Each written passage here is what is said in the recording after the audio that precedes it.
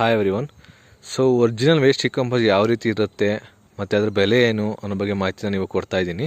So ನೀವು ಇನ್ನೂ ಈ ಚಾನಲ್ ಸಬ್ಸ್ಕ್ರೈಬ್ ಮಾಡಿ ಬೆಲ್ ಐಕನ್ನ ಪ್ರೆಸ್ ಮಾಡಿ. ಯಾಕಂದರೆ ನಾವು ಕೃಷಿ ಸಂಬಂಧಿಸಿದ ಮಾಹಿತಿ ಎಲ್ಲ ಮಾಹಿತಿ ನಾವು ಚಾನಲ್ ಹಾಕ್ತಾ ಹೋಗ್ತೀವಿ.